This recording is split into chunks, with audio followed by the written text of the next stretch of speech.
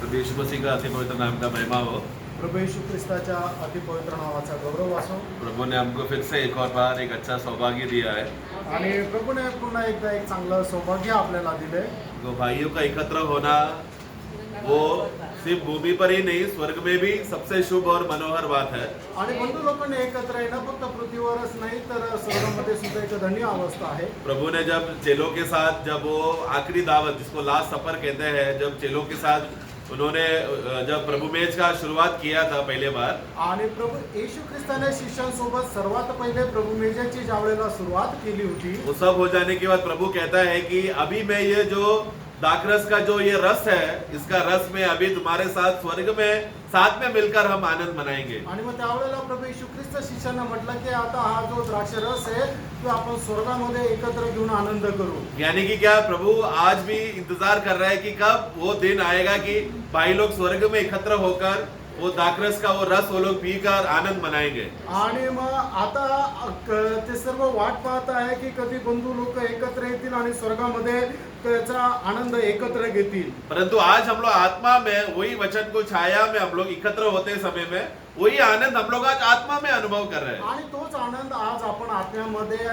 अनुभव करत आहोत. तो वो दाखरस जब भी उत्सव के समय में, जैसे कि वो तभी फसोन का पर्व था, वो लोग हमेशा पर्व में ही वो लोग दाखरस का वो रस वो लोग पीते थे। आणि वरंडाच्या त्या सणाच्या वेळेलाच ते लोक द्राक्षरसचं सेवन करत असे. उसी रीति से जब भाई बहन लोग एकत्र होते समय में वचन क्या है, ये एक ऐसा दाखरस है जो हमें तृप्त करके आनंद कर भाइयों के साथ संगति बढ़ाने का एक बहुत बड़ा उपयोगी पात्र है, एक वस्तु है जो हमें मदद करता है। आणि मग ज्या वेळेला बंधू लोक एकत्र येतात त्यावेळेला वचन जे काय आहे की तो खूप मोठा एक द्राक्षरस होऊन आपल्यामध्ये एक वस्तू म्हणून कार्य करतो आणि त्याच्यामध्ये आपण आनंद करतो. वो हमें प्रभु के आगमन तक आत्मा में हम लोग वो उसमें हम बढ़ते जा रहे हैं उसमें, आणि प्रभूच्या आगमनापर्यंत आत्म्यामध्ये आपण त्याच्यामध्ये वाढत जातो. प्रभु ने इसके लिए आज हमें फिर से सौभाग्य दिया, उसके लिए धन्यवाद। आणि याच्याकरता प्रभूने आपल्याला अजून सौभाग्य दिलं म्हणून प्रभूला धन्यवाद. वचन का मनन के लिए हम लोग मत्ती का पुस्तक 11 अध्याय, मग ते त्याचा 11 अध्याय उसका 28 से लेकर 30 तक, तो ये वाक्य मालूम है। 28 ते 30 वचन. हे सब परिश्रम करने वालों हाँ। और बहुत से दबे हुए लोगों, हाँ। मेरे पास आओ, मैं तुम्हें विश्राम दूंगा। Yes। मेरा जुआ अपने ऊपर उठा लो और मुझसे सीखो, क्योंकि मैं नम्र और मन में दीन हूँ, और तुम अपने मन में विश्राम पाओगे, क्योंकि मेरा जुआ सहज और मेरा बोझ हल्का है। प्रभु बहुत ही आनंद के साथ प्रभु ये वाक्य कह रहा है। आणि खूप आनंदासह प्रभू हे वचन बोलत आहे. इसमें 2 बार प्रभु विश्राम करके कहा है ना, आणि 2 वेळा या ठिकाणी प्रभूने विसावा हा शब्दाचा उपयोग केलेला आहे. परंतु अगर आप लोग ध्यान दोगे तो ये दोनों एक ही प्रकार का विश्राम का बात कर रहा है, क्या दोनों अलग अलग है? आणि जर लक्ष देऊन तुम्ही जर पाहिलं तर दोन्ही ठिकाणी जो विसावा म्हटलेला आहे तो एकाच प्रकारचा विसावा आहे का दोन्ही वेगवेगळे आहे? आप लोग 28 में क्या पढ़ते हैं कि मैं तुम्हें विश्राम दूंगा। आणि 28 वचनामध्ये आपण काय पाहतो की प्रभू येशू ख्रिस्त म्हणतो की मी तुम्हाला विसावा देईन. 29 में हम पढ़ते हैं कि तुम विश्राम पाओगे। आणि तुम्हाला विश्राम मिळेल. दोनों में फर्क है कि एक ही है? आणि दोघांमध्ये फरक आहे का एकच आहे? ये दोनों अलग अलग विश्राम है, आणि दोन्ही वेगवेगळे विश्राम आहे. और ये दोनों विश्राम विश्वासी के जीवन में अनुभव होना चाहिए। आणि या दोन्ही विश्रामाचा अनुभव विश्वासणाऱ्याच्या जीवनामध्ये राहिला पाहिजे. तो प्रभु ये जब बात बोलते समय में खुद प्रभु ये बात को अनुभव करके बोलने वाला बात है। जब ये वाक्य जब प्रभु बोल रहा है, आणि प्रभू स्वतः याचा अनुभव घेऊन बोलणारे हे वचन आहे की जे या ठिकाणी प्रभू सांगत आहे. तो ये अनुभव हम लोग जब 20 से पढ़ते समय में उस अनुभव का बात वहां पर हम देख सकते हैं। आणि 20 वचनापासून पुढे आपण पाहिल्यानंतर त्या अनुभवाची गोष्ट आपल्याला पाहायला मिळते. 20 से 27 तक जल्दी पढ़ना। हाँ भैया। 20 ते 27 वचन. तब वह उन नगरों को उठाना देने लगा जिनमें उसने बहुत से सामर्थ के काम किए थे, क्योंकि उन्होंने अपना मन नहीं फिराया था। हाय खुराजी, हाय बेसदा, जो सामर्थ के काम तुम में किए गए, यदि वे सूर और सैदा में किए जाते तो टाट ओढ़कर और रात में बैठकर वे कब के मन फिरा लेते। परंतु मैं तुमसे कहता हूँ कि न्याय के दिन तुम्हारी दशा से सूर और सैदा की दशा अधिक सहने योग्य होगी। हे कफरनहूम, क्या तू स्वर्ग तक ऊंचा किया जाएगा? तू तो अधोलोक में किए गए हैं, यदि सदोम में किए जाते तो वह आज तक बना रहता।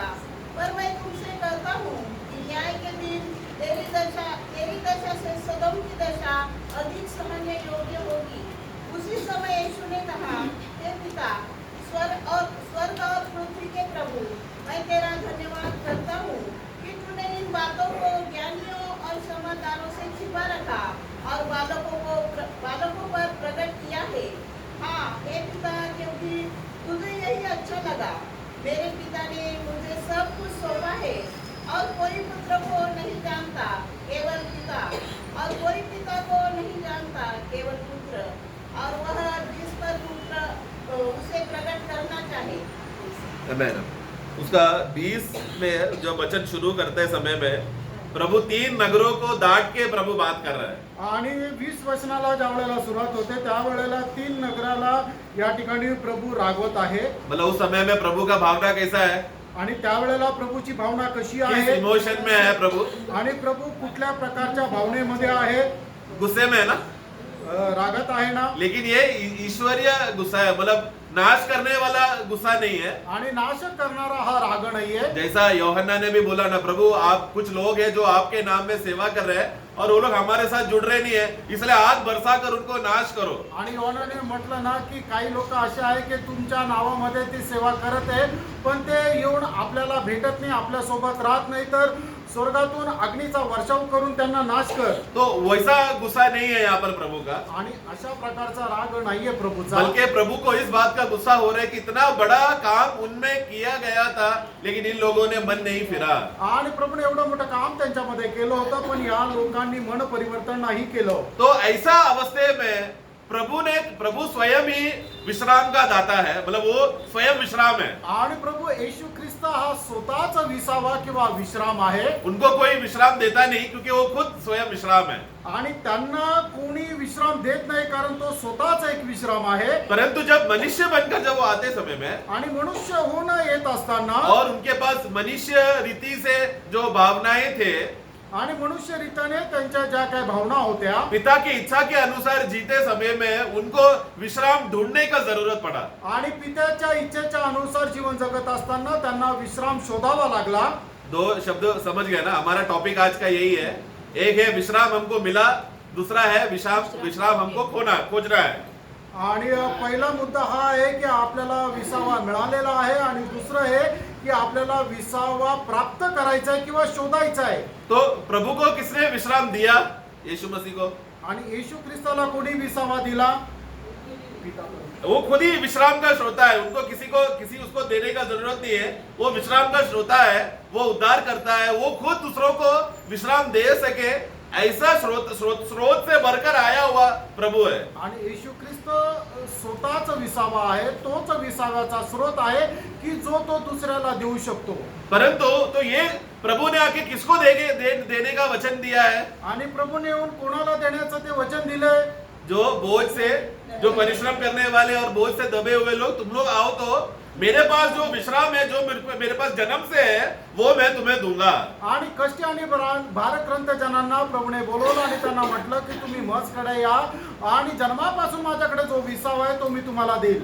तो इसके लिए प्रभु को कोई विश्राम दे नहीं सकता क्योंकि वो स्वयं विश्राम का श्रोता है। आणि प्रभूला कोणी विश्राम देऊ शकत नाही कारण तो विश्रामचा स्रोत आहे। परंतु हम जो पाप और अधर्म में मरे हुए लोग, भटके हुए लोग, तकलीफ और चंचलित मन के लोगों को हमें विश्राम हमको कोई देगा तो ही हमें हम वो विश्राम में बने रहे, हमको तभी वो विश्राम का अनुभव मिलेगा। आणि आपण जे पापामध्ये भटकलेलो होतो, आपल्याला कोणी विश्राम दिला तरच आपण त्याचा अनुभव घेऊ शकतो। परंतु यीशु जब इस दुनिया में जीते समय में आणि प्रभू येशू ख्रिस्त या जगामध्ये जीवन जगत असताना मनुष्य रीति में उनको पिता की इच्छा के अनुसार अगर जब चल रहा है तो विश्राम को खोजने का जरूरी है। आणि मनुष्य रीतीने चालत असताना, तो जीवन जगत असताना त्याला विश्राम शोधण्याची गरज आहे। और उन्होंने वो खोज कर उन्होंने पा लिया क्योंकि उनमें कोई कमी नहीं है, पाप का दशा का व्यक्ति नहीं है हमारा प्रभु। आणि प्रभू येशू ख्रिस्ताला पापाची दशा नाहीये, म्हणूनच त्यांनी तो विसावा शोधला आणि तो मिळवला। उदाहरण के लिए इब्रानियों का पुस्तक 5वां अध्याय में हम एक वाक्य हम पढ़ते हैं ना, इब्री कराचं पत्र 5 वचन, 5वा अध्याय उसका 8 पढ़ना। त्याचं 8 वचन इब्रिकराचं पत्र 5 अध्याय 8 हाँ। वचन। पुत्र होने पर भी उसने हाँ। दुख उठा उठा कर आज्ञा माननी सीखी। देखो ये क्या है वचन कहना चाहता है, क्या यीशु मसीह में आज्ञाकारिता नहीं था क्या? आणि वचन काय सांगतं की प्रभू येशू ख्रिस्तामध्ये आज्ञाधारकपणा नव्हता का? वो आज्ञा क्या है करके बताने वाला एकमात्र व्यक्ती है स्वर्ग में, क्योंकि पिता परमेश्वर का वचन है यीशु मसीह। आणि आज्ञा काय आहे हे सांगणारा एक मात्र आहे तो म्हणजे पिता परमेश्वर आहे की जो स्वर्गात आहे। तो नहीं मतलब यीशु मसीह जो आज्ञाकारिता का जो सचमुच सही रीति से जो नमूना जो स्वर्ग में बताता है वो है यीशु मसीह, क्योंकि पिता का हर एक वचन को वचन को प्रकट करने वाला व्यक्ती है स्वर्ग में, परमेश्वर का पुत्र। आणि आज्ञाधारकपणा काय आहे तो स्वर्गामध्ये याचा एक चांगला नमुना म्हणजे प्रभू येशू ख्रिस्त आहे आणि पित्याच्या प्रत्येक आज्ञेचं पालन प्रभू येशू ख्रिस्ताने स्वर्गामध्ये केलं। परंतु वो मनुष्य का रीति से आते समय में आणि मनुष्य रीतीहून येत असताना उनको हम मनुष्य विश्वासी बन जाने के बाद कैसा आज्ञाकारिता में जीना चाहिए वो नमूना दिखाने के लिए 33.5 साल का मनुष्यत्व का जीवन जिया, उनको जो मनुष्य जीवन जिया। आणि मनुष्याने कशा प्रकारे आज्ञाधारकपणामध्ये राहायला पाहिजे याचा एक नमुना आपल्याला दाखवण्याकरता प्रभू येशू ख्रिस्त 33.5 वर्ष मनुष्य रीतीने जीवन जगला। तो परमेश्वर हमें जब न्याय करते समय में तू कितना आज्ञाकारी रहा करके जब विश्वासियों को न्याय करते समय में तोलते समय में एक जगह पे विश्वासियों का आज्ञाकारिता रखेगा, दूसरे जगह पे किसको रख के तोलेगा जाएगा? प्रभु यीशु मसीह का आज्ञाकारिता का स्वभाव को देखकर विश्वासियों का आज्ञाकारिता को तोला जाएगा। आणि विश्वासणाऱ्यांचा आज्ञाधारकपणा ज्या वेळेला मोजण्यात येईल त्या वेळेला कशा प्रकारे मोजण्यात येईल तर एका पारड्यामध्ये विश्वासणाऱ्याचा आज्ञाधारकपणा राहील आणि दुसऱ्या ठिकाणी प्रभू येशू ख्रिस्ताचा आज्ञाधारकपणा राहील। अभी प्रेम कौन है? वो स्वयं प्रभु यीशु मसीह है। आणि प्रेम कोण आहे तो स्वतः प्रभू येशू ख्रिस्त आहे। परंतु यीशु ने कहा कि अपने शत्रुओं से प्रेम करो, आणि प्रभूने म्हटलं की आपल्या शत्रूंवर प्रेम करा। तो प्रभु ने किया क्या? प्रभूने केला का? तो वो प्रभु अभी कौन हो गया? प्रेम कैसा करना चाहिए करके उनको प्रेम दिखाने का कोई जरूरत नहीं है, क्योंकि वो स्वयं प्रेम का श्रोता है। लेकिन हम लोग कैसा प्रेम करना चाहिए करके उसका आधार, उसका एक नमूना, एक पैटर्न हमें उस मनुष्य यीशु को देखकर हम पहचानते हैं और उन्हीं के चिन्हों में चाल चरणों में हम चलते हैं। आणि प्रभू येशू ख्रिस्त स्वतः प्रेम आहे, पण मनुष्याने कशा प्रकारे प्रेम करायला पाहिजे त्याचा एक नमुना म्हणून प्रभू येशू ख्रिस्ताने सुद्धा मनुष्य होऊन आला त्यावेळेला आपल्याला प्रेम कसं करायला पाहिजे हे दाखवलं आणि एक आदर्श आपल्याला दिला। तो प्रभु यहाँ पर दूसरों को, अभी विश्वासियों को, जो बोझ से दबे हुए लोगों को वो बुलाने के बाद फिर वो क्या कहता है? अभी तुमको अभी विश्राम खोजना है करके प्रभु एक जवाबदारी विश्वासियों को दे रहा है। आणि या ठिकाणी प्रभू येशू ख्रिस्त विश्वासणाऱ्याला एक जबाबदारी देत आहे की तुम्हाला विश्राम शोधायचा आहे। तो प्रभु जब ये शब्द बोलते समय में उन्होंने विश्राम पाकर बोला हुआ बात है। आणि प्रभू येशू ख्रिस्त हे वचन सांगत असताना त्याने विश्वास प्राप्त करून बोललेली गोष्ट आहे। तो वही बात है अभी हम देख रहे 20 से हम पढ़ते समय में हमने देखा कि यीशु मसीह का भावना क्या था। वो बहुत ही इस विषय में दुखी था कि जितना बड़ा काम कर्म उनके बीच में करने के बावजूद भी ये 3 नगर लोगों ने अभी तक पश्चाताप नहीं किया, मन नहीं फिरा। आणि प्रभूला या ठिकाणी खूप मोठं दुःख होतं की एवढे मोठे मोठे आश्चर्याचे कार्य यांच्यामध्ये केलेले असताना सुद्धा या 3 शहरातल्या लोकांनी पश्चाताप नहीं केला। परंतु 25वां वाक्य में पढ़ते समय में हमें मालूम पड़ता है कि प्रभु वहां पर गुस्सा नहीं है, एक बहुत ही खुशी का, एक आनंद का अनुभव का एक प्रार्थना प्रभु वहां पर किया। आणि 25 वचनामध्ये आपल्याला पाहायला मिळतं की प्रभू येशू ख्रिस्त त्या ठिकाणी राग नाही आला, पण त्या ठिकाणी एक आनंदाची गोष्ट तो प्रभू सांगत आहे। और प्रभु कहता है कि क्या कहता है? आणि प्रभू काय सांगत आहे कि आपने प्रभु आपने बुद्धियों और ज्ञानियों के ऊपर ये बात को आपने छुपा के रखा और आपका सत्य का बातें आपने बच्चों पर, बालकों पर, जो अभी शिशु है उनके ऊपर आपने प्रकट किया। आणि हे पिता मी तुला धन्यवाद देतो की या सर्व ज्ञानाच्या गोष्टी ज्या आहेत, जे बुद्धिमान आहेत त्यांच्यापासून लपवून ठेवलं, पण जे बालक आहेत त्यांना तू प्रकट केल्या। ये किस प्रकार का ज्ञान है प्रियो? आणि प्रियो हे कुठल्या प्रकारचं ज्ञान आहे? परमेश्वर का वचन का सामर्थ जब बेथसेदा में और कफरनहूम में, ये सब नगरों में जब प्रभु उन लोगों के सामने प्रकट करते समय में उन लोगों ने क्या किया? उनका मन अवस्था क्या था?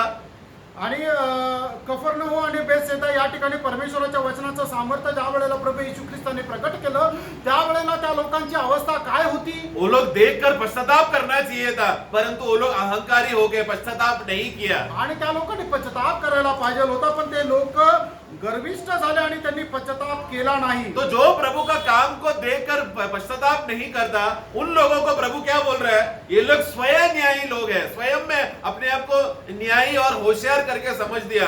परंतु शिशु कौन है? जो वचन सुनकर अपने आप को नम्र करता है। आणि मग त्यांनी पश्चाताप नाही केला, म्हणूनच प्रभू त्यांना काय म्हणतो की ते स्वतःच न्यायी झाले, स्वतःच शास्त्र झालेले आहे। पण लहान बालक कोण आहे की ज्यांनी पश्चाताप केला? इसके लिए प्रभु क्या बोल रहा है? ये पिता मैं धन्यवाद देता हूँ। आणि म्हणूनच प्रभु काय म्हणत आहे की हे पिता मी तुला धन्यवाद देतो। कितना बड़ा भेद आपका वचन, मतलब मसीह कौन है? यीशु परमेश्वर का पुत्र, ये मनुष्य के रूप में आकर आया है करके, वो कौन है उद्धार करता करके, ये बात का गहराई सत्य उन लोगों को समझने के बात बताने के बाद भी वो लोग समझ नहीं पाए। क्यों? क्योंकि वो लोग अपने स्वयं ज्ञान में वो लोग गिरे हुए थे। आणि प्रभू येशू ख्रिस्त कोण आहे की तो स्वतः मनुष्य रूप धारण करून त्यांच्यामध्ये वास केला, ही गोष्ट त्यांना सांगितलेली असताना सुद्धा त्यांना समजली नाही। कारण का? की ते आपल्या स्वतःच्या ज्ञानामध्ये होते, आपल्या स्वतःच्या गर्वामध्ये होते। तो ये लोग सब कौन है? ये लोग सब अपने आप में अपना मेहनत करके, परिश्रम करके, अपना दुनिया को चलाकर अपना जिंदगी को बढ़ाने वाले लोग हैं, परंतु विश्राम उन लोग के जीवन में अभी तक आया नहीं था। आणि ते लोक कष्ट करून, परिश्रम करून आपलं जीवन उदरनिर्वाह करणारे लोक होते, आपली संपत्ती वाढवणारे होते, पण त्यांना विसाव्याचा अनुभव नव्हता। इसके लिए प्रभु क्या किया? आणि याच्याकरता प्रभूने काय केलं? पहला प्रभु उन लोग के पास गया, पहिले प्रभू त्यांच्याकडे गेला, वो लोग ने नहीं स्वीकारा। त्यांनी स्वीकारलं नाही। फिर प्रभु बाहर आकर कहता है, आणि बाहेर येऊन प्रभू त्यांना असं म्हणतो, तुमको अगर विश्राम चाहिए तो तुम मेरे पास आओ। आणि तुम्हाला विसावा पाहिजे तर तुम्ही माझ्याकडे या। प्रभु हमारे जीवन में परिस्थितियां क्यों देता है? आणि प्रभू आपल्या जीवनामध्ये अशा परिस्थिती का देतो? सबसे पहले बात, प्रभु का बहुत बड़ा दया है कि आत्मा में हमें सुसमाचार का, शांति का वचन हमें देते रहता है। आणि सगळ्यात महत्वाची गोष्ट ही आहे की प्रभू आत्म्यामध्ये शांतीचं वचन आपल्याला देतो। वो प्रभु खुद आके हमें विश्राम का संदेश दे रहा है। आणि तो प्रभू स्वतः येऊन आपल्याला विसाव्याचा संदेश देत आहे। पर हम लोग कौन है? आणि आपण कोण आहोत? हम लोग पाखंडी और अहंकारी और स्वयं प्रेमी लोग हैं। हमको ऐसा सुसमाचार नहीं चाहिए। आणि आपण गर्विष्ठ आहोत, अहंकारी आहोत, स्वतःवर प्रेम करणारे आहोत, आपल्याला ही सुवार्ता नकोय। हम लोग अपने ही बोझ में और अपने ही कर्म के कामों में हम लोग व्यस्त होते हैं, प्रभु के बातों को सुनने के लिए समय नहीं। आणि आपण आपल्या कामामध्ये व्यस्त राहतो आणि प्रभूचे वचन ऐकण्याकरता आपल्याकडे वेळ राहत नाही। इसलिए प्रभु क्या कर रहा है? आणि म्हणूनच प्रभू काय करत आहे? हमारे मनुष्य के जात के जीवन में कष्ट और प्रयास और ये दुनिया को श्राप इसके लिए कर दिया ताकि ये लोग सच्चा उद्धारकर्ता को कम से कम खोज के तो आए और शांति पाए। आणि मनुष्याच्या जीवनामध्ये कष्ट आणि श्राप प्रभूने का ठेवले की जेणेकरून त्या कष्टामध्ये राहून त्यांनी प्रभूचा शोध घ्यावा आणि प्रभूला प्राप्त करावं। इसके लिए 28वां वाक्य में जब प्रभु कहता है मैं तुम्हें विश्राम दूंगा करके बोलते समय में वो किस प्रकार के लोग हैं?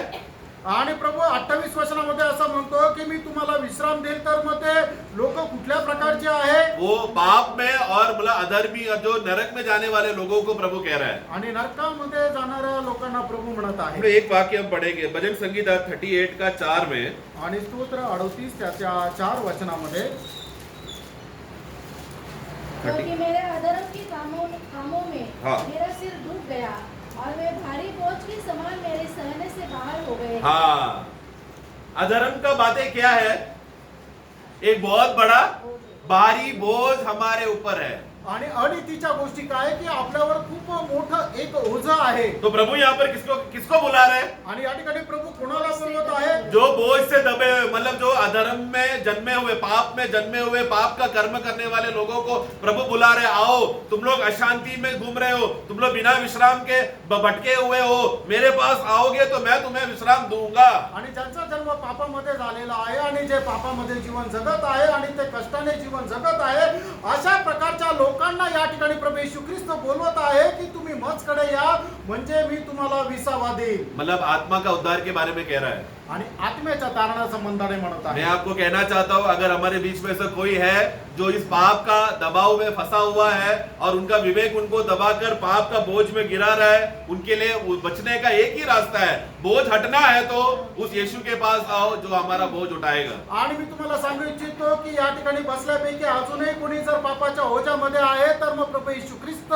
तुम्हाला बोलवत आहे. प्रभू येशू ख्रिस्ताकडे या, म्हणजे तुम्हाला त्या पापाच्या ओझ्यातून तो मुक्त करेल आणि विश्राम देईल. क्योंकि हमारा प्रभु ऐसा काबिल प्रभु है कि ये पाप का और अधर्म के द्वारा मनुष्य जात के ऊपर आया हुआ बोझ को निकाल कर बाहर निकालने का जो एक्सपर्टीज है वो सिर्फ यीशु के पास ही है.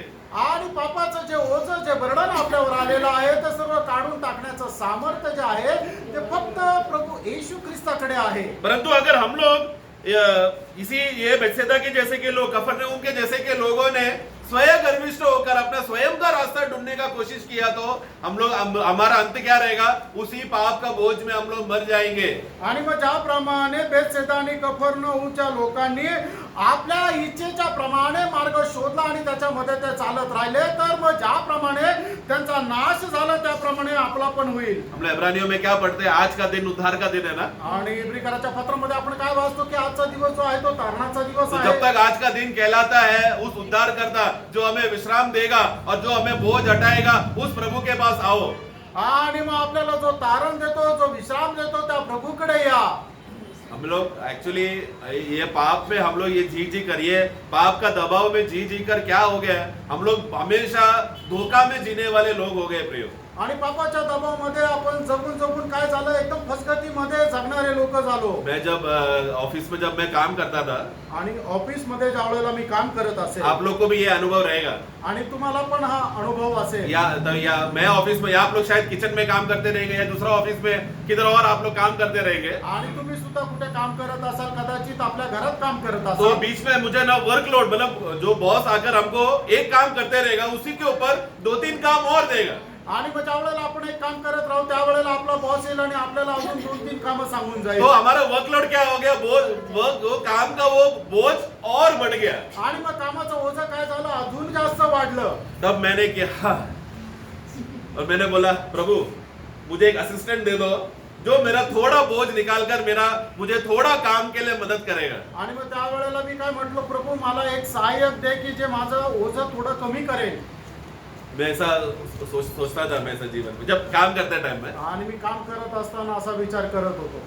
परंतु जब हम ये वाक्य पढ़ते समय में आणि हे वचन आपण वाचत असताना प्रभु यहाँ पर क्या कहता है? आणि प्रभू या ठिकाणी काय म्हणत आहे, जो भारी बोझ से है वो लोग मेरे पास आओगे तो मैं तुम्हारा थोड़ा बोझ हटाऊंगा, ऐसा कहता है क्या? आणि जे खूप कष्टाने जीवन जगतात त्याच्यापैकी मी तुमचं थोडंसं कष्ट दूर करेल असं आहे का?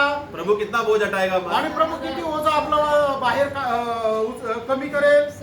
आधा बोझ हम पे रखकर आधा मैं करता हूँ, ऐसा करेगा क्या? आणि अर्ध ओझं तो घेईल आणि अर्ध ओझं आपल्यावर ठेवेल असं आहे का? समझे क्या? समजले का? हमारा प्रभु कौन है? आपला प्रभू कोण आहे? वो हमारा पूरा बोझ उठाने वाला प्रभु है. आणि आपला प्रभू आपला संपूर्ण भार उचलणारा आहे. वो बात समझ गया तो फिर मजा है, फिर बोलो और बोझ मिलने तो अच्छी बात है. आणि मग ही गोष्ट जर समजली तर मग आपण काय म्हणू, हा अजून ओझं आलं तरी चालेल. पाप का बोझ नहीं. आणि पापाचं ओझं नाही. दुनिया में हम चलते समय में जो क्रूस उठाकर जो प्रभु ने हमको चलने के लिए कहा है वो बोझ. आणि जगामध्ये जीवन जगत असताना प्रभूने आपल्याला जो आपला वधस्तंभ घेऊन चालण्याचं सांगितलेलं आहे ते ओझं. तो क्योंकि कष्ट और तकलीफ क्या करता है, वो हमें बलवंत करता है. हमारा त्यागा, हमारा विश्वास जो ताया हुआ, आग से ताया हुआ विश्वास वो और शुद्ध होने का परिस्थिति में बदल जाता है. आणि आपल्या जीवनामध्ये येणारे कष्ट काय होतात की आपल्याला जो अग्नीच्या द्वारे तो गाळलेला जो विश्वास आहे तो अधिक जास्त शुद्ध होतो. तो ये है हमारा प्रभु क्या चाहता है, जो पाप और अधर्म में फंसे हुए लोगों को वो पूर्ण रीति से हल्का कर हमें बचाकर एकदम हल्का करना चाहता है. आणि पाप आणि अनितीमध्ये च्या ओझ्याखाली दबलेले आपण जे लोक आहोत तर प्रभू आपलं सर्व ओझं काढून आपल्याला विश्राम देऊ इच्छितो. परंतु हमें यहाँ पर एक धोखा भी है. आणि या ठिकाणी एक फसगत पण आहे. अगर हम लोग ये सत्य को सही रीति से नहीं समझा आणि हे सत्य जर चांगल्या प्रकारे नाही समजलं और ये प्रभु जो हमें संपूर्ण रीति से हल्का करता है, ये तत्व अगर ना समझकर शारीरिक रीति से अगर हम काम करने जाएंगे तो हम लोग बोझ को बढ़ाएगा। आणि प्रभू आपलं जे ओझं आहे ते हलकं करतो हे आपण न समजून घेता जर शारीरिक रीतीमध्ये आपण काम करायला गेलो तर आपलं ओझं आपण अधिक जास्त वाढवून घेऊ। इसके लिए आत्मिक बात को आत्मा में रखना और हम लोग शरीर में जो हम लोग बाकी काम करते हैं समय में, वो काम में भी हम लोग आत्मा के मदद से हमें करना है। आणि आत्मिक गोष्टी आत्म्यामध्ये आपण करायच्या आहे आणि जगाच्या दृष्टीने जे शारीरिक काम करतो ते सुद्धा आत्म्यामध्ये राहून करायचे। परंतु वो शारीरिक हमारा आत्मिक जीवन का आत्मिक बातों को शरीर मिक्स कर दिया तो बहुत बड़ा धोखा होगा। आणि माझ्या आत्मिक गोष्टी आहेत त्याच्यामध्ये जर आपण शारीरिक दृष्ट्या आत्मिक गोष्टी केल्या तर मग त्याच्यामध्ये फसगत होईल। हमें घर का जिम्मेदारियां है, आपल्याला घराच्या जबाबदाऱ्या आहेत ये सब बातों को हम कैसा करते हैं हम लोग, आणि या सर्व गोष्टी आपण कशा करतो ये सब शारीरिक बातें हैं। आणि या सर्व शारीरिक गोष्टी आहेत। लेकिन एक विश्वासी इसको जिम्मेदारी लेकर आत्मा की मदद से सब काम करेगा। आणि एक विश्वासू जो आहे तो आत्म्याच्या रीतीने सर्व गोष्टी करेल परंतु आत्मिक बातों में शरीर का मदद नहीं लेगा। आणि आत्मिक गोष्टीमध्ये शरीराचं सहाय्य घेणार नाही। वो दोनों फर्क हमें समझना है। हे दोन्ही फरक आपण समजायचे। एक बार एक विश्वासी एक गांव में बहुत साल पहले की बात है, उस समय में वो जो दरवाजा करके जो सिस्टम है, जो दरवाजा है ना, उस समय वो लोग गांव में रहते थे, वो लोग गांव में वो लोग दरवाजा नहीं रखते थे, वो लोग खाली पर्दा वो लोग रखते थे। आणि गावाकडची गोष्ट आहे की जुन्या काळामध्ये गावामध्ये दरवाजे राहायचे नाही, फक्त ते एक पडदा राहायचा। तो तभी दुनिया में पूरा दुनिया में दरवाजा बना सकता है करके विकास, मतलब जो उसका डेवलपमेंट इतना जल्दी हो गया कि सब जगह पर लोग दरवाजा बनाने का जो ज्ञान लोगों को मिलकर सब लोग दरवाजा बनाने शुरू किया।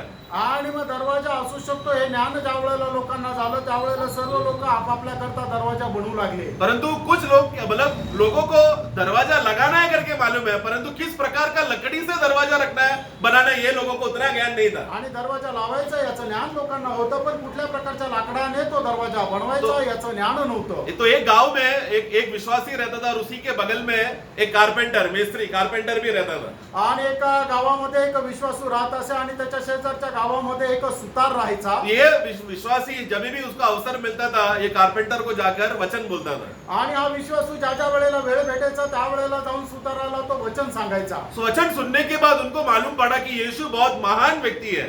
आणि वचन ऐकल्यानंतर त्या सुताराला समजलं की प्रभु यीशु ख्रिस्त खूप महान मनुष्य आहे। परंतु वो बोलने लगा कि इस महान व्यक्ति को मैं स्वीकारने के लिए मैं योग्य नहीं हूँ, मुझे थोड़ा और अच्छा काम कर थोड़ा अच्छा पोजीशन में आने दो, फिर मैं यीशु को मैं स्वीकारूंगा। आणि मग त्यावेळेला तो व्यक्ती म्हटला की प्रभु येशू ख्रिस्त एवढा महान आहे, त्याचा स्वीकार करण्याकरता मी योग्य नाही, अजून मला माझं जीवन सुधारलं गेलं पाहिजे, त्यावेळेला मी त्याचा स्वीकार करेन। तो वो कब यीशु उसके लिए कब योग्य हो जाएगा, जब वो व्यक्ति थोड़ा अच्छा होगा तो। आणि प्रभु येशू ख्रिस्त केव्हा प्रभु तो व्यक्ती कधी प्रभु येशू ख्रिस्ताचा स्वीकार करेल, ज्या वेळेला तो थोडासा चांगला होईल। एक दिन उस गांव में चोर आया आणि एक दिवस त्या गावामध्ये चोर आले और वो चोर वहां पर के जो गांव का खासियत क्या था कि वो लोग अच्छा एकदम मजबूत लकड़े का जो लकड़ा अगर बेचा जाएगा तो अच्छा पैसा मिले, ऐसा अच्छा मजबूत हाई क्वालिटी वाला लकड़े से वो लोग दरवाजा बनाते थे उस आणि गांव मग त्या गावाचे लोक जे आहे आपल्या घराचा दरवाजा एकदम उच्च प्रतीच्या लाकडाने तो बनवायचे। तो एक दिन प्रभु का दास के घर में या विश्वासी के घर में चोर आया आणि विश्वासणाऱ्याच्या घरामध्ये चोर आले। तो वो जैसी वो क्या किया, बाहर से दरवाजा तोड़कर अंदर जाने का कोशिश किया आणि बाहेरून दरवाजा तोडून ते आतमध्ये जायचा त्यांनी प्रयत्न केला, परंतु कुछ तो आवाज आया, वो डर गया, इसलिए वो क्या किया, वही जो तोड़ा हुआ दरवाजा को लेकर ही वो भाग गया। आणि मग काहीतरी आवाज आला म्हणून ते काय केले, तोडलेला दरवाजा घेऊनच पळून गेले। तो सवेरे उठा तो विश्वासी देखा तो दरवाजा नहीं है। आणि सकाळी उठल्यानंतर मग विश्वासणाऱ्याने पाहिलं तर दरवाजा नाहीये। तो अभी उसका मन में क्या आएगा, आणि मग आता त्याच्या मनामध्ये काय येईल, चलो मैं मेरा पड़ोसी से जाकर बोलकर, क्योंकि अच्छा कारपेंटर है वो मुझे एक अच्छा दरवाजा बना के देगा बोलकर गया। आणि मग तो म्हटला की आता माझ्या शेजारी जो सुतार आहे त्याच्याकडे जाईल, तो एक चांगला सुतार आहे, त्याच्याकडून मी दरवाजा बनवून घेतो। ये बात सुनकर वो जो कारपेंटर उनको बहुत बुरा लगा और दया होकर वो बोला, हे मित्र मैं तुमको आपको सबसे बेस्ट दरवाजा एकदम तगड़ा दरवाजा बना के दूंगा बोलकर उन्होंने 2-3 महीना उस पे काम कर दरवाजा लाया।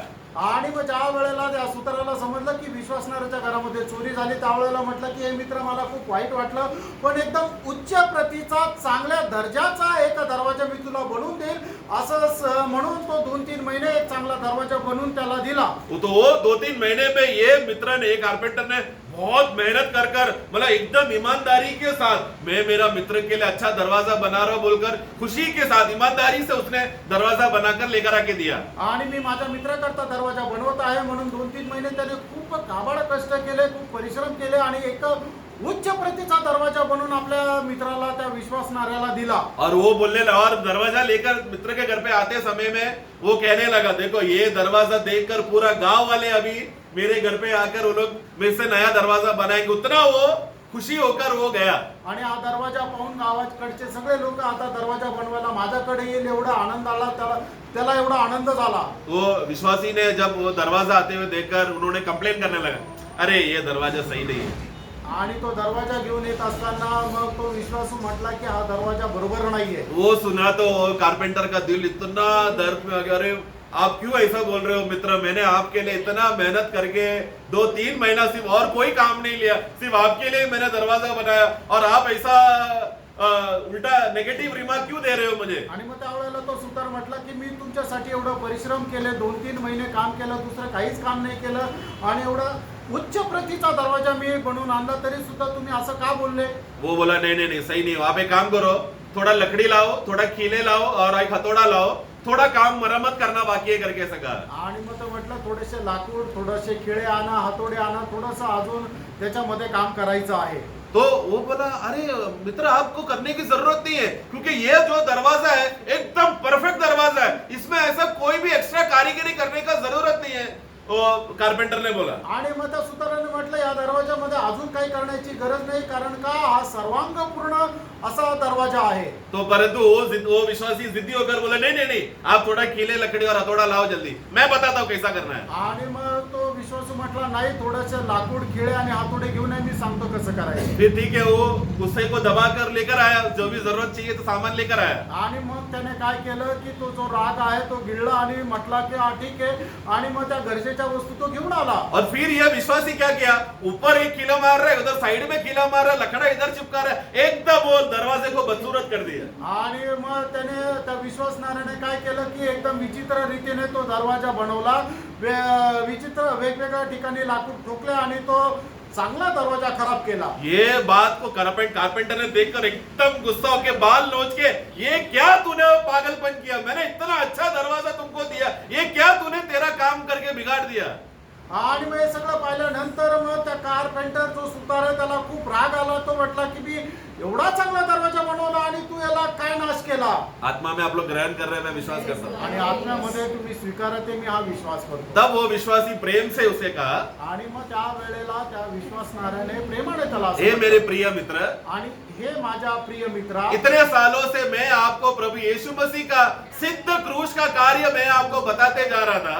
आणि एवढ्या दिवसापासून प्रभू येशू ख्रिस्ताचं वधस्तंभाचं परिपूर्ण कार्य मी तुम्हाला सांगत होतो. वो क्रूस का बलिदान इतना सिद्ध है कि पिता परमेश्वर कितना भी अगर हम में ढूंढेगा तो हमें पाप दिखाई नहीं देगा. ऐसा परफेक्ट बलिदान यीशु ने किया है, ऐसा कितने बार मैंने आपको बताया. आणि मग ते बलिदान एवढं परिपूर्ण होतं, पिता परमेश्वरने त्याच्यामध्ये कुठल्या प्रकारची चूक काढायचा प्रयत्न केला तरी सुद्धा कुठल्या प्रकारची चूक त्याला भेटणार नाही असं परिपूर्ण बलिदान आपल्या करता प्रभू येशू ख्रिस्ताने केलं. हे किती दिवसापासून मी सांगत आहे, तो भी आप क्या बोलने लगे, तरी तुम्ही काय म्हणू लागले. नहीं नहीं इसमें थोड़ा कमी है, मुझे थोड़ा और अच्छा होने दो, मुझे थोड़ा बढ़ोतरी होने दो, ऐसा करने दो, ऐसा करने दो, थोड़ा कर्म करने के बाद में आता हूं. ऐसा आपने उधर इधर खीला ठोकर प्रभु का क्रूस का कार्य को आप ही गद्दा कर रहे हैं जो ऑलरेडी परफेक्ट था. आणि मग तुम्ही काय म्हटले की नाही मला अजून थोडंसं चांगलं होऊ द्या, मला अजून चांगलं सुधरू द्या, मला अजून चांगलं काम करू द्या. म्हणजे त्यावेळेला तुम्ही काय केलं, त्या दरवाजाला इकडे तिकडे खिळे ठोकून प्रभूने जे काही काम केलं होतं तारणाचं ते बिघडून टाकलं. यो क्रूस का कथा, क्रूस का कहानी क्या है, क्रूस का संदेश क्या है, हम जो बिगड़े हुए लोगों को सुधारने के लिए है क्रूस का वचन. आणि वधस्तंभाची जी कथा आहे ते आपण जे बिघडलेलं आहे त्यांना ते सुधारण्याकरता आहे. हम लोग सुधारने के बाद अगर क्रूस को उठाने जाएगा तो हम लोग क्रूस को अपमान कर रहे हैं. आणि आपण सुधारल्यानंतर वधस्तंभ उचलण्याचा आपण प्रयत्न कोई भी अपने आप को सुधार कर प्रभु का आत्मा का उद्धार को प्राप्त नहीं कर सकता, वो और बदसूरत होते जाएगा। आणि कोणीही आपल्या स्वतःला स्वतःच्या प्रयत्नाने सुदृढ आत्म्याचं तारण प्राप्त नाही करू शकत, उलट तो अधिक जास्त बिघडला जाईल. आज दुनिया के लोग यही कर रहे हैं प्रिय, आज जगाचे लोक हेच करत आहे क्या प्रिय. हम भी उसी लोगों में है क्या? आणि आपण त्याच लोकांमध्ये आहोत का? हम लोग वचन पढ़ते समय में हमारा एक आदत होता है, आणि वचन वाचत असताना आपली एक सवय राहते. हम लोग हमारा बुद्धि और ज्ञान की बातें उस वचन में हम लोग जबरदस्ती डालने की कोशिश करते हैं और बोलते हैं ये बात सही है, ये बात सही है, वचन ऐसा लिखा है लेकिन ये भी सही है बोलकर अपना खुद का बातें मिलाकर दुनिया में इतना संगठनाएं क्यों है आज? आणि वचन जे सत्य वचन आहे त्याच्यामध्ये आपल्याला जे वाटतं त्या गोष्टी त्याच्यामध्ये भेसळ करता आणि म्हणतात की हा वचन बरोबर आहे पण त्याच्यासोबत हे पण बरोबर आहे, अशा प्रकारे वेगवेगळे ते जे काय आहे डॉक्ट्रिन्स काढतात आणि म्हणूनच असे वेगवेगळे समुदाय काय आहे. प्रियो, परमेश्वर का वचन सत्य वचन है, प्रियानो, देवाचं वचन सत्य वचन आहे. वचन को मरम्मत की जरूरत नहीं है, वचन पढ़ने के बाद हमको मरम्मत की जरूरत है. आणि वचनाला सुधारण्याची गरज नाही, वचन वाचल्यानंतर आपल्याला सुधारण्याची गरज आहे. वचन को पढ़ते समय में रिपेयरिंग का काम, मतलब प्रभु हमको एक नया जन्म देकर एक नया मनुष्य बना रहा है. आणि प्रभू एक नवा जन्म देऊन आपल्या मधून एक नवीन मनुष्य बनवत आहे. पर तो इसके लिए हमें सबसे पहले एहसास होना है, मैं सबसे बड़ा पापी मैं हूँ, अधर्मी मैं हूँ, मुझे वो विश्राम चाहिए, मैं आपके पास आता हूँ बोलकर समर्पण करना है. आणि आपल्याला या गोष्टीची जाणीव राहायला पाहिजे की जगामध्ये सगळ्यात मोठा पापी मी आहे, मला तारणाची गरज आहे आणि तो प्रभू येशू ख्रिस्त देऊ शकतो. म्हणूनच आपण प्रभू पासून विसावा प्राप्त करण्याकरता प्रभूकडे यायचं. इस रीति से जो बोध्य से आएगा तुरंत प्रभु उनको विश्राम देगा. आणि या विचाराने या धारणाने जो कोणी प्रभूकडे येईल प्रभू लगेच त्याला विसावा देईल. ऐसा विश्राम मिला ना आपको? आणि असा विसावा तुम्हाला भेटला ना?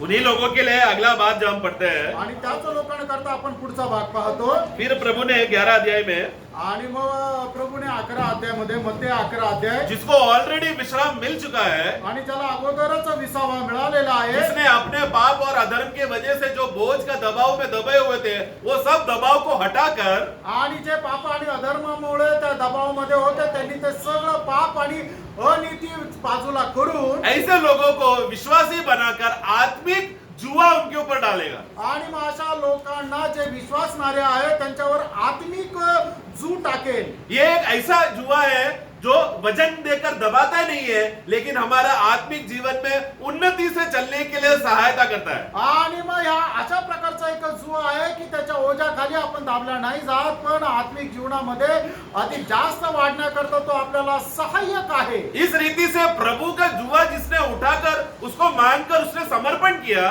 आणि मग अशा प्रकारे प्रभूचा जू उचलून त्याला पालन करत ज्याने प्रभूचा सन्मान केला, उनके प्राणों में उनका मन में विश्राम आएगा. आणि त्यांच्या जीवामध्ये त्यांच्या मनामध्ये विसावा येईल. आपका भाषा में आपका मन में विश्राम मिलेगा करके लिखा है ना, मन में ना, अंग्रेजी बाइबल में प्राण में लिखा है, या एक ही बात है दोनों. तो मतलब यहाँ पर विषय क्या है, यहाँ पर ये जो दूसरा जो विश्राम जो हमें मिलने का बाद वो प्राण की बात कर रहा है. आणि मग दुसरा विसावा जो आपल्याला मिळण्याचा आहे तो आपल्या जीवाचा करता असणारा विसावा आहे. तो पहला वाला विश्राम कौन सा था जो प्रभु देगा करके कहा था? आणि पहिला जो विसावा होता तो प्रभु आपल्याला देईल, तो कुठला होता? वो हमारा आत्मा में प्रभु में हमें पाया जाने का विषय, मतलब नया जन्म का बात था. पहला वाला विश्राम के बारे में जो कहा रहा, आपलं जे तारण होतं, आपला नवा जन्म होतो, त्याची ही गोष्ट होती ते 28 वचनामध्ये. परंतु हमारा प्राण विश्वासी बन जाने के बाद हमारा प्राण कैसा है अभी? आणि विश्वासू झाल्यानंतर आपला जीव कसा आहे?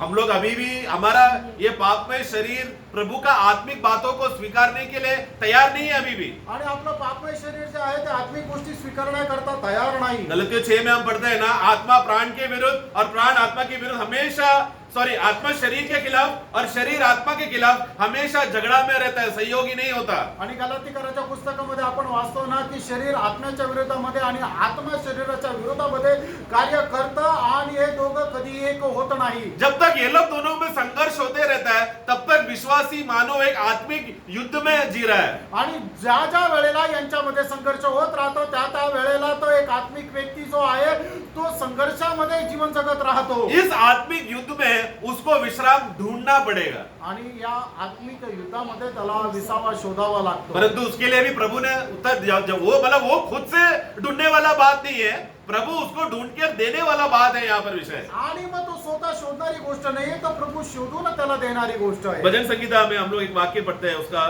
42 का 5 में. आणि स्तोत्र 42 त्याच्या 5 वचनामध्ये वहां पर हमारा अवस्था के बारे में, हमारा प्राण क्या कैसा है करके पढ़ते हैं 42 का. हाँ, हे मेरे प्राण, तू क्यों गिरा जाता है? देखो. हाँ तू अंदर ही अंदर क्यों व्याकुल है? हाँ परमेश्वर पर आशा लगाए रह, हाँ. क्योंकि मैं उसके दर्शन से उद्धार पाकर हाँ. फिर उसका धन्यवाद करूंगा. हाँ. ये कौन किसको कह रहा है? आमेन आमेन, है ना. हे मेरे प्राण मतलब, मेरा प्राण मतलब मेरा आत्मा, मेरा प्राण को क्या बोल रहा है? तू क्यों नीचे दबा हुआ अवस्थे में, तू क्यों गिरा हुआ अवस्थे में? तू जानता नहीं तू विश्वासी बन चुका है अभी. आणि मग हे तू असा खाली का पतन झालेला आहे? तुला माहिती नाही का तू विश्वासू आहे? विश्वासी बन जाने के बाद हे प्राण अभी तू क्या करना चाहिए? तेरे अंदर जो आया हुआ उस विश्राम को अगर तू थामेगा तो हे प्राण तुझे विश्राम मिलेगा. आणि मग विश्वासू झाल्यानंतर तुझ्या आतमध्ये आलेला जो आत्मा आहे त्याला तू पकडून राहिले तर निश्चितच तुला तो विसावा प्राप्त होईल. ये हम लोग ढूंढकर, हम लोग खुद बनाने वाला विश्राम नहीं है. ये ऑलरेडी प्रभु ने जो आत्मा में जो विश्राम दिया है उसको थामने वाली बात का विषय है ये. आणि आपण प्राप्त करणारा विसावा नाही तर प्रभूने आपल्याला जो आत्म्यामध्ये विसावा दिलेला आहे तो प्राप्त करणारी गोष्ट आहे. परंतु ये बात का तत्व अगर हम नहीं समझेंगे, हम लोग दुनिया में हम क्या करते हैं? दुनियादारी में चले जाकर अपना खुद का विश्राम बनाने की कोशिश करते हैं. आणि जगाच्या गोष्टीमध्ये जाऊन आपण स्वतः शांती शोधण्याचा प्रयत्न करतो. कुछ लोगों का काम, उनका विश्राम हो गया. आणि काही लोकांचं काम जे आहे तो त्यांचा विसावा झाला. कुछ लोगों का करियर, आणि काही लोकांचं करिअर. कुछ लोग सोचते हैं कि मैं बड़ा घर बनाऊं तो मैं विश्राम में जीऊंगा. आणि काही लोकांना असं वाटतं मोठं घर मी बनवेल त्यावेळेला मला विसावा भेटेल. तो प्रभु को छोड़कर या उसके अंदर जो विश्राम आया है उस बात को छोड़कर कोई और अलग अलग बातों को ढूंढने की वजह से क्या हो गया? वो अभी भी एक अशांति का अवस्थे में जा रहा है. आणि प्रभूला सोडून जगाच्या गोष्टीच्या पाठीमागे जो कोणी विसावा शोधण्याचा प्रयत्न करतो त्याला विसावा तर नाही भेटत, पण तो अधिक जास्त शांतीमध्ये अशांतीमध्ये डुबून जातो. ऐसा विश्वासी संसार के पापियों से में ज्यादा फर्क नहीं है. आणि असा जो विश्वासू आहे त्याच्यामध्ये आणि जगाच्या पापी व्यक्तीमध्ये जास्त फरक नाहीये. एक ही बात का फर्क है, एकाच गोष्टीचा फरक आहे. पापी के अंदर विश्राम नहीं है, विश्वासी के अंदर विश्राम है. आणि जो पापी मनुष्य त्याच्यामध्ये विसावा नाहीये, पण जो विश्वासू आहे त्याच्यामध्ये विसावा आहे. परंतु बाकी सब बातें दोनों सेम रीति से करते हैं. आणि उरलेल्या सर्व गोष्टी दोघं पण एक सारख्याच करतात. दोनों लोग विश्राम बाहर से, संसार की बातों से वो लोग खोज कर, ढूंढकर, मेहनत करके, तपस्या करके क्या क्या बातें वो लोग करते हैं विश्राम को पाने के लिए. आणि मग ते जगाच्या गोष्टीच्या पाठीमागे जातात आणि विसावा शोधणं करतात, प्राप्त करण्याकरता काय काय करतात. परंतु विश्वासी के पास ही एक खुशखबरी है. आणि जो विश्वासू आहे त्याच्याकडे एक आनंदाची बातमी वो आहे. खुशखबरी क्या है? आणि त्या आनंदाची बातमी काय तो आहे? उधर इधर भागने की जरूरत नहीं है, विश्राम तेरे अंदर है. आणि तुला इकडे तिकडे जाण्याची गरज नाहीये, तर विसावा तुझ्या आतमध्ये आहे. पापियों का अवस्था क्या है प्रियो? आणि जे पापी लोक आहेत त्यांची अवस्था काय आहे? वो लोग क्या क्या करते हैं विश्राम पाने, शांति पाने के लिए? आणि ते लोक शांती प्राप्त करण्याकरता काय काय करतात? वो कौन सा प्रकार का पापी है जो एकदम अच्छे से खुशी से जीता है? आणि कुठल्या प्रकारचा पापी की जो खूप आनंदाने जो जगतो? धनवान पापी है वो खुशी से सोता है क्या? आणि जो श्रीमंत पापी तो आनंदाने झोपतो का? जो गरीब भिखारी पापी है वो लोग खुश है क्या? आणि जो गरीब पापी आहे तो खुश आहे का? जो मिडिल क्लास, मतलब हमको जरूरत का सब बातें हमें मिल रहा है, वो लोग भी खुश है क्या? शांति में है क्या? जे मध्यम वर्गीय आहे ते सुद्धा शांतीने राहतात का? कोई भी प्रकार का पापी ले लो, सब पापी बोझ में दबे हुए, निराशा में और अशांति में जी रहे प्रयोग. आणि कुठल्याही प्रकारचा पापी असू द्या ते सर्व अशांतीमध्ये आहे. परंतु विश्वासी ऐसा बोल नहीं सकता, आणि विश्वासू असं म्हणू शकत क्योंकि नाही. विश्वासी के अंदर एक गवाह है कि तू उधर इधर भटक मत, विश्राम तेरे अंदर है. आणि विश्वासणाऱ्याच्या मध्ये साक्ष आहे की तू इकडे तिकडे भटकू नको, विसावा तुझ्या आतमध्ये आहे. और वो विश्राम और कोई और नहीं, प्रभु यीशु मसीह स्वयं है. आणि तो विसावा अजून दुसरं कोणी नाहीये, तर तो स्वतः प्रभू येशू ख्रिस्त आहे. ये भाग्य प्रियो किसी को भी नहीं मिला. दुनिया का कोई भी जीविया ले लो, कोई भी प्रकार का सृष्टि को ले लो, किसी के पास भी ये सौभाग्य नहीं है. आणि जगामध्ये कुठल्याही सृष्टीला घ्या, हे भाग्य कोणालाच नाहीये. पुराने नियम में ना दाऊद ने बहुत बड़ा पाप करने के बाद फिर वो क्षमा के लिए भजन संगीता 51 में हम पढ़ते हैं वो बात, सबको वाक्य मालूम है, मैं नहीं ले रहा। वहां पर वो एक बात बोलता है, प्रभु आप मेरा आत्मा को मेरे अंदर से मत निकालो, बोलता है। वो वाक्य मालूम है ना, उद्धार का आनंद नहीं, तेरे आत्मा को, पवित्र आत्मा को मेरे अंदर से 51 का 11 पढ़े। मुझे अपने सामने से निकाल न दे हाँ। और अपने पवित्र आत्मा को हाँ। मुझसे अलग न कर। दाऊद कौन है प्रियो? आणि सबसे श्रेष्ठ, प्रभु का परम मित्र। आणि दावीद कोण आहे तर प्रभूचा सर्वात परम मित्र। परंतु उसके अंदर भी डर क्या है? आणि त्याच्या आत्मा काय आहे? जा सकता है। आणि आत्मा जाऊ शकतो। नए नियम में नया जन्म पाया हुआ विश्वासी कोई भी ऐसा प्रार्थना कर सकता है क्या? आणि नवीन करारामध्ये नवा जन्म प्राप्त झालेला विश्वासू अशी प्रार्थना करू शकतो का? दूसरा कोरिंथी पहला अध्याय में हम 20-21 में क्या पढ़ते हैं? आत्मा का छाप लग गया है, हमारे अंदर आत्मा का मोहर आ गया है, हमको आत्मा बयाने में मिल गया है। मतलब पक्का वो विश्वासी कितना भी तड़पे, आत्मा उसको छोड़ के नहीं जाएगा। आणि मग दुसरे करंथीकराचं पत्र पहिला अध्याय 20 आणि 21 वचनामध्ये आपल्याला काय पाहतो की पवित्र आत्म्याच्या द्वारे आपण मुद्रांकित केलेला आहोत, त्याच्या छाप आपल्याला लागलेली आहे। एफेसों के पुस्तक पहला अध्याय में हम पढ़ते हैं कि वहां पर हमें पाप का क्षमा मिलने की वजह से वह प्रभु ने हमको आत्मा का छाप का मोहर हमारे अंदर लगा दिया है। एक का हम लोग पहला 7 पढ़ना। इफिसकराचं पत्र पहिला अध्याय त्याचं 7 वचन। हमको उसमें उसके लहू के द्वारा हाँ। छुटकारा, हाँ। अर्थात अपराधों की क्षमा, हाँ, उसके उस अनुग्रह के धन के अनुसार मिला है। देखो ये मिला है। अभी वाक्य 13 पढ़ना।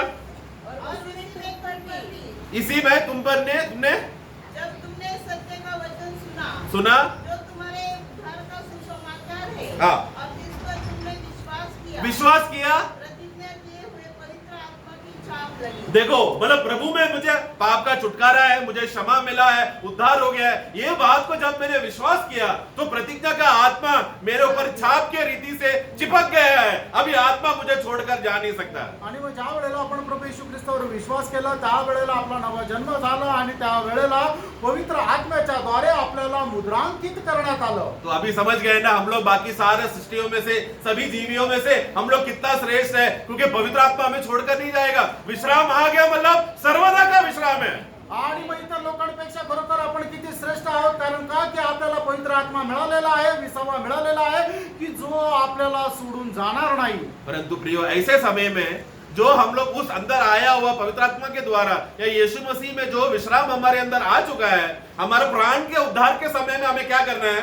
उस विश्राम को थामे रहना है। आणि मग पवित्र आत्म्याच्या द्वारे आपल्याला जो विसावा मिळालेला आहे त्या वेळेला आपल्याला ज्या वेळेला आपलं जो जीवाचं तारण होत राहतं त्या वेळेला काय आहे की आपण त्या विसाव्याला पकडून राहायचंय। इस दुनिया का कोई भी चीज प्रियो हमें हमारा प्राण को विश्राम दे नहीं सकता, तृप्त नहीं कर सकता। आणि या जगाची कुठलीही गोष्ट आपल्या जीवाला शांती नाही देऊ शकत। एक वाक्य जल्दी 5 मिनट में खत्म करता हूँ। एक्लेसियास्टिक्स में 6 का 7 में हम पढ़ते हैं सभा उपदेश। उपदेश त्याचा 6 अध्याय त्याचं 7 वचन। यस, मनुष्य का सारा परिश्रम मनुष्य का सारा परिश्रम उसके पेट के लिए होता है कि नहीं? हाँ, आगे तो भी उसका मन नहीं भरता। तो भी उसका मन यानी कि उसका प्राण तृप्त नहीं होते। अंग्रेजी बाइबल में लिखा है, मराठी में कैसा है? तरी त्याच्या जीवाची तृप्ती होत तृप्ति होत नहीं। देखो मैं पूरा दुनिया वचन यीशु कहा तू पूरा दुनिया को भी कमा ले, हे बुद्धिमान मूर्ख, हे धनवान मूर्ख, तू पूरा दुनिया को भी कमा ले लेकिन तू तेरा प्राण में विश्राम नहीं पा पाएगा। आणि मग आपल्याला कितीही मिळालं तरी सुद्धा आपल्या जीवाला शांती भेटत नाही। परंतु एक विश्वासी, आणि एक विश्वास नाही, उसको शायद 2 दिन का खाना नहीं रहेगा, आणि त्याला 2 दिवस जेवायला भेटलं नाही, उसको पहनने का वस्त्र सही नहीं रहेगा, आणि त्याला घालण्याकरता कपडे चांगले राहणार नाही, कोई भी बात का संसारिक खुशी कुछ भी नहीं है उसके पास। आनंद नाही। परंतु आत्मा में आया, उसका मनुष्य आत्मा में आया हुआ विश्राम को अगर उसने थामा रहा, प्रभु यीशु मसीह की ओर दृढ़ता से देखा तो क्या होगा? उसका प्राण में तृप्तता है, शांति है, विश्राम है। आणि त्याला मिळालेल्या आत्म्यामध्ये त्याने जर जीवन जगलं तर मग त्याला प्रभू येशू ख्रिस्तामध्ये विसावा आहे, शांती आहे। ये विश्राम का खासियत प्रियो, ये अवर्णनीय है। आणि या विसावाचं वैशिष्ट्य जे आहे ते अवर्णनीय आहे। मतलब क्या मैं कितना भी अच्छे से वर्णन करके ड्राइंग बनाकर चार्ट देगा तो भी अगर आप लोगों ने खुद प्रभु को चक्कर अनुभव नहीं किया है, मेरे बोलने से नहीं मिलेगा आपको। ये पर्सनली प्रभु की उपस्थिति में गिरना है हमें। आणि मग तुम्हाला 20व्या संबंधाने कितीही चांगल्या प्रकारे ड्रॉइंग काढून समजून सांगितलं तरी सुद्धा त्याचा काही उपयोग होणार नाही जोपर्यंत तुम्ही त्याचा स्वतः अनुभव करणार नाही, प्रभूचा तुम्ही स्वीकार करणार नाही, तोपर्यंत तो अनुभव तुम्हाला येऊ शकणार नाही. लेकिन हम तो हमारा मुंह के लिए, हमारा पेट के लिए, अरे मुझे मेरे बच्चे को कौन संभालेगा, मेरा बीवी को कौन संभाले, मेरा घर जायदाद, ये सब बातों के पीछे जाने की वजह से हमारा प्राण कभी तृप्त नहीं हो रहा प्रियो. आणि मग माझ्या घराला कोण सांभाळेल, माझ्या मुलांना कोण सांभाळेल, या सर्व गोष्टीच्या पाठीमागे गेल्या कारणाने लोकांना शांती राहत नाही. इसलिए प्रियो, क्रूश का कथा इसके लिए हमें मदद करता है. इस विषय में क्रूश एक सबसे बड़ा उत्तम हमें विश्राम का एक केंद्र है, वो क्रूश. आणि वधस्तंभ जो आहे तो आपल्याला 20व्याचा एक स्थान आहे. क्योंकि हम लोग हमारे गलती की वजह से हम लोग जो विश्राम जो प्रभु ने हमारे अंदर दिया था, उस विश्राम से भले ही थोड़ी देर के लिए अगर हम लोग बाहर हो जाए, शारीरिक हो जाए, तो घबराना नहीं, तुरंत वो क्रूश पे प्रभु की उपस्थिति में आकर गिरो. प्रभु क्या करेगा, हमारा आत्मा में आया हुआ विश्राम को हमारा प्राणों में उंडेलेगा. आणि मग कदाचित होऊ शकतं आपल्या जीवन प्रवासामध्ये आपण थोडं 20व्यापासून जरी दूर गेलं तरी निराश होण्याची गरज नाही. लगेच आपण वधस्तंभाकडे यायचंय. त्यावेळेला प्रभू काय करेल, आपल्याला आत्म्यामध्ये आलेला जो 20वा आहे तो आपल्या जीवामध्ये सुद्धा मिळण्याकरता तो त्याच्याद्वारे सहाय्य करेल. उस समय में हम लोग कफरनहूम के लोगों के जैसा, बेसेबा के लोगों के जैसा स्वयंधर्मी स्वयंज्ञानी नहीं होना. आणि मग त्यावेळेला कफरनहूम आणि बेसेदाच्या लोकांप्रमाणे आपण आपल्या बुद्धीवर विसंबून राहू नये. हम लोग, वो लोग कितना भी अपना बुद्धि या ज्ञान लगाए, समझ लगाए, प्रभु ऐसा स्वयं ज्ञानियों को विश्राम नहीं देगा. आणि कोणी कितीही आपल्या बुद्धीचा उपयोग करून शांती प्राप्त करण्याचा प्रयत्न करा, प्रभु अशा लोकांना शांती देणार नाही. सिर्फ नम्र और दीन होकर प्रभु के घुटनों, प्रभु के पास आकर गिरने वाले लोगों को ही प्रभु वो सच्चा विश्राम का अनुभव देगा. आणि फक्त नम्र आणि दीन जे गुडघ्यावर येऊन प्रभूच्या जवळ येतात त्यांनाच प्रभू तो 20वा देतो. तो हमारे अंदर विश्राम, नया जन्म की वजह से विश्राम तो आ गया है, मिल चुका है, आणि नवा जन्माच्या द्वारे आपल्याला तो 20वा तर मिळालेला आहे. परंतु अभी भी हमारा प्राण में वो विश्राम का अनुभव में हम लोग गहराई में प्रवेश किया है कि नहीं, ये हमें जांचे और परखे. आणि अजूनही आपण आपल्या त्या जीवामध्ये त्या 20व्यामध्ये प्रवेश केलाय का नाही हे आपण स्वतःला पडताळून समय पहा. होने की वजह से मैं इधर ही रोकना चाहता हूँ, बहुत बोलना था.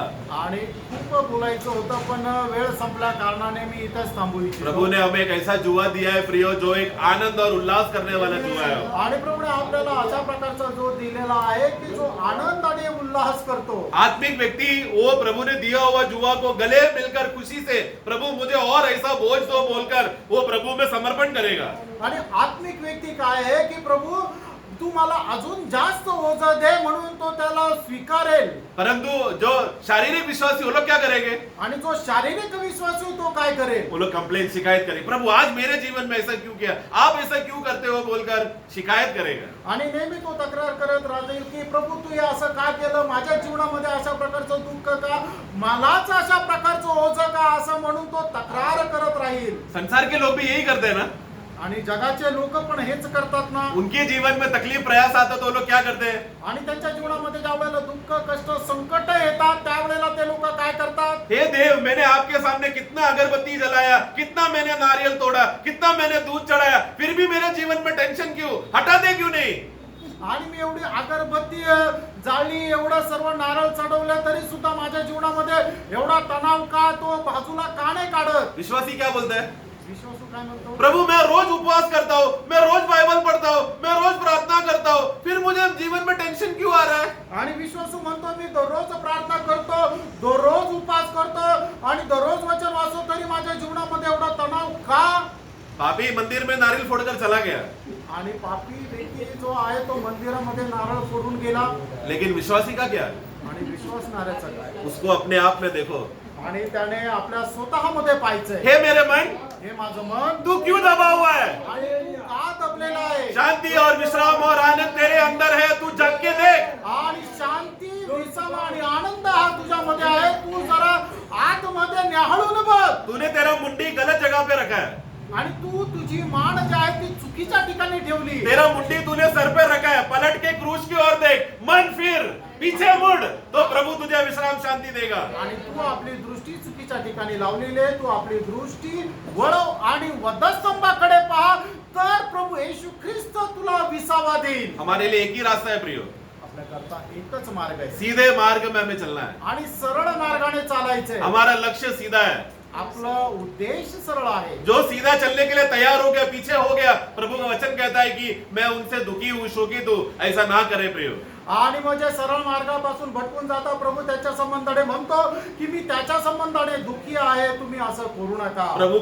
प्रभु का आगमन तक हम लोग योग्य रीति से जो विश्राम हमें दिया गया है उसको थामे रहकर, प्रभु मेरे अंदर ही है विश्राम, मुझे और इधर किधर जाने की जरूरत नहीं है, प्रभु में ही मेरा विश्राम है बोलकर समर्पण कर जीने के लिए प्रभु हम सबको सहायता करें। आणि प्रभूच्या आगमनापर्यंत प्रभूने आपल्याला दिलेला जो विसावा आहे तो प्रभू माझ्यामध्येच आहे आणि तो विसावा प्रभूने मला दिलेला आहे तो माझ्यामध्येच आहे आणि त्या विसाव्यामध्ये राहून जीवन जगण्याकरता प्रभू या वचनाच्या द्वारे सहाय्य करो. उधर इधर के कर्मों के द्वारा नहीं, लेकिन प्रभु ने जो मुझे मुफ्त में विश्राम दिया है उसी पर हम आश्रय करें। आणि कुठल्या कर्माच्या द्वारे नाही तर प्रभूने मला जो फुकट विसावा दिलेला आहे तो विसावाच मला भेटलेला आहे. प्रभु हम सबको सहायता करें। आणि प्रभू आपल्या सर्वांना सहाय्य करो.